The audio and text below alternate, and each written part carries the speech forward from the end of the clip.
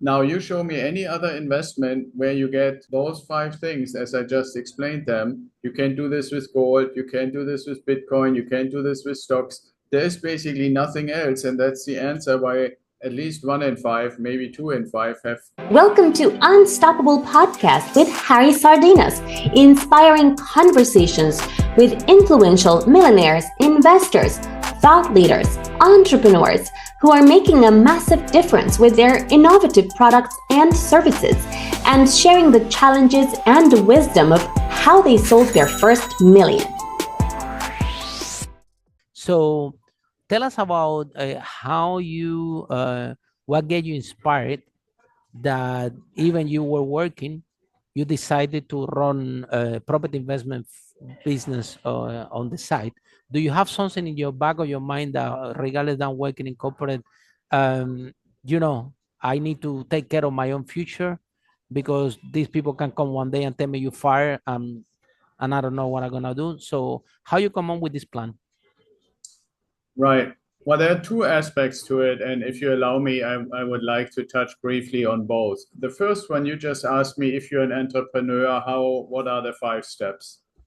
I believe, and I am basically doing this for our mentoring clients or clients that join our programs, is I strongly encourage them, even though they have this job, high-paying job, like you were saying, I strongly encourage them to start an LLC, start a business, in our case, for the purpose of investing. And that part of starting a business allows me to help them to do all those things that we just said that an entrepreneur should learn to do, those five steps and a few more, to become really impersonation and really being fully in, I'm a leader, I'm the owner of my business, I'm the creator of my own future. That's what I always say. So that's the one aspect. You can have a job and you can still be the owner of a business. Now, the other aspect, and to answer your question about the investing, is while I was working, I was looking at real estate investing because I knew that you have five ways to make income, and I can speak about what those are from a real estate investment. But like you said, we already don't have enough time. So, how do you actually do that? And what I discovered is called turnkey investing. So number one, you're looking at where are properties that I can invest in that are really performing well. Not so much are they close to me, but are they performing well? And then number two, can I get one of those properties through a turnkey provider? And a turnkey provider, in a nutshell, has three aspects. One is they find a property that needs some work, that needs some renovation, so they can buy it relatively cheap and renovate it so that everything is fresh and new bathrooms, new kitchen, new electric, new plumbing, new floors, all that good stuff. So that's one part that they do. It's basically like a construction and renovation part of the business. The second part they should have is basically a real estate agency. So the property has been finished, is almost done. Now it needs to be sold. They're doing it basically the same way like a real estate agency, but under the umbrella and under the roof of the turnkey provider. And the third part, and that is very, very important to be combined, is to manage the properties. So what does that mean for us as investors? They basically take the risk that they actually finish the renovation and do everything at a price that when they say they sell me or you the property, let's say for $180,000, the first thing that happens is an appraiser is sent from the bank. They go through and they say, is this thing really worth $180,000? And if yes, we get the financing. So obviously the turnkey provider knows this, so they shouldn't over renovate or over embellish. They make it so that it can appraise. Then they sell it to us, and because they sell it to us directly, there's no other agency, so we don't have to pay the 6% agency fees that you normally pay when you buy a house. And the important thing, why is property management in the same organization? Because they can go back to the renovation team if something breaks. And so what we can do with that is, for the first year, typically we can get a warranty.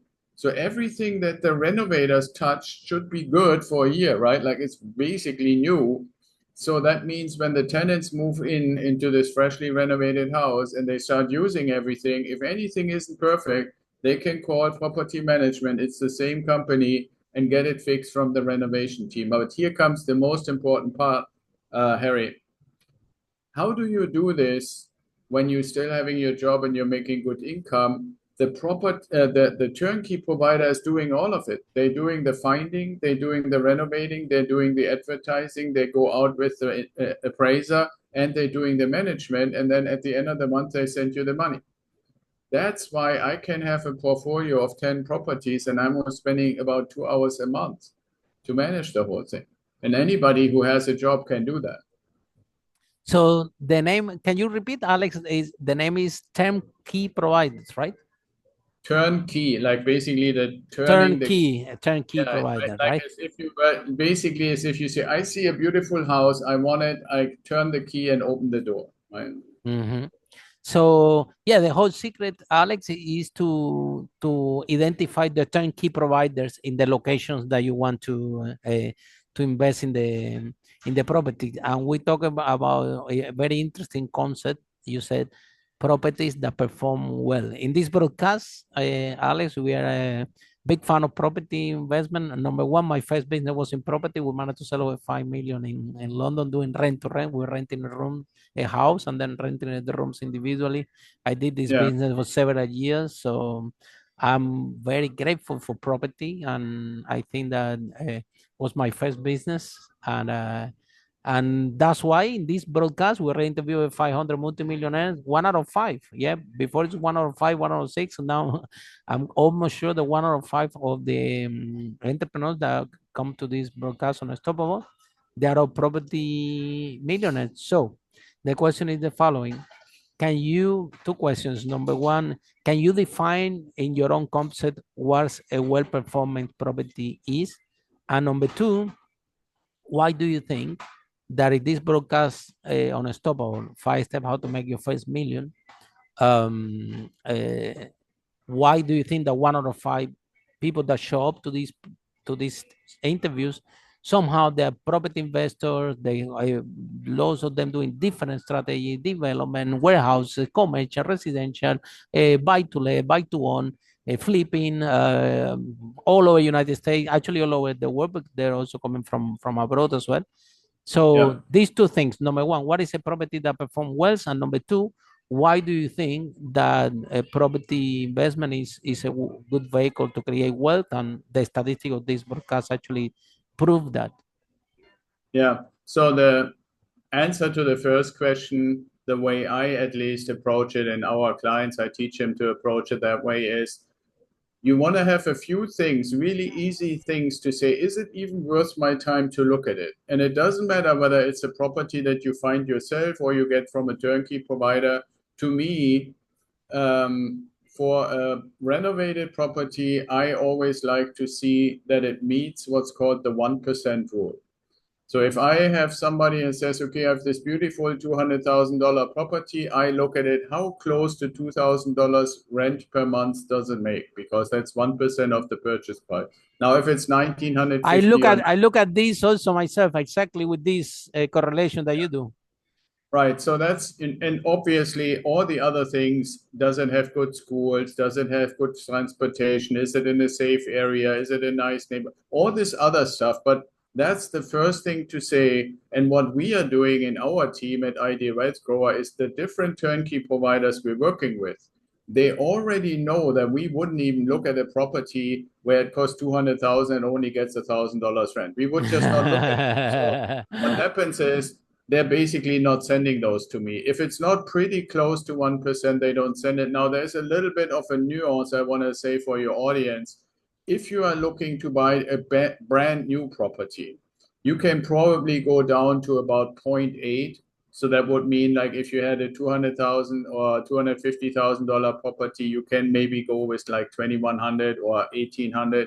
The reason is, it's typically more expensive to build a brand new property, meeting all the current rules and stuff like that. But that doesn't necessarily mean that you can get the rent very much higher than the average around the area. But what obviously saves you there is that in a brand new property, you get pretty much all kinds of warranties from the builder, from the insurance and so forth. So for typically the first 5 years, you don't really have to expect any repairs that you have to pay out of pocket. And this makes a huge difference. And why this works is in our approach, when we have a renovated property, we say you need to put 5% for vacancy, 5% for maintenance, and 5% for capital expenditure type of repairs. While if you have a brand new property, the only thing you need to do is the 5% for vacancy, but maintenance and capex shouldn't really exist. So if your rent is 10% lower, you're still basically making the same cash flow. So that's the thing on what is a well-performing property. Now, on the other end, why is it that 1 in 5, and I would hope it's actually more than 1 in 5, have properties, is actually in a way, and I know you're already smiling. I'm saying join to this podcast. Yeah, this podcast is open to all wealthy entrepreneurs, and but I would never expect in this statistic, but it's actually what is happening. When out of 1 out of 5 of the people that we interview, they are all property investors. I always ask this question: why do you think it's a good vehicle to create wealth? Well, I want to answer the question, and it's kind of funny because you mentioned our company is called IdealWealthGrower. Mm-hmm. And the ideal is obviously we want to help our clients in an ideal way, but it's also an abbreviation. And this is, in my opinion, the answer to your question, why do so many people invest in properties? If you look at it as an abbreviation, what does it mean? It means the property generates income. Then you have D, the property by law is allowed to be depreciated on your taxes. So if you buy a $275,000 property, you can write off $10,000 every year for 27.5 years. There are other ways, but that's the D. Then depreciation. The E, right? The E is equity. That means, number one, you put your 20% down payment or 25%. That's your first part of equity. But the other part of equity is also when the tenants help you pay down the mortgage, they basically pay the mortgage. If you look at a new mortgage, every year they're basically paying off in the first few years anywhere between $1,000 and $2,000. So that's additional equity in addition to your down payment that is kind of growing in your property. So we have I, D, E, now we come to A, which is appreciation. So that is also oftentimes misunderstood. If you have, let's just take a simple example, a $200,000 property that increased by 3% in value, appreciated by 3%, right? That's $6,000 in that year. And you put 20% down, that's $40,000. It appreciated by $6,000, that's 15% just on that. On your money, the other money is from the bank and they don't get the appreciation, you get it, right? So appreciation, and then L, which is the other part of the thing, is leverage. You put 20% or 25% down and the bank puts 80 or 75% down. Now you show me any other investment where you get those 5 things as I just explained them. You can do this with gold, you can do this with Bitcoin, you can do this with stocks. There's basically nothing else, and that's the answer why at least 1 in 5, maybe 2 in 5 have properties. Follow us for more interviews with world's most influential, audacious entrepreneurs that overcame challenges and adversity, providing you with the blueprint of how they sold their first million so you can grow your business exponentially.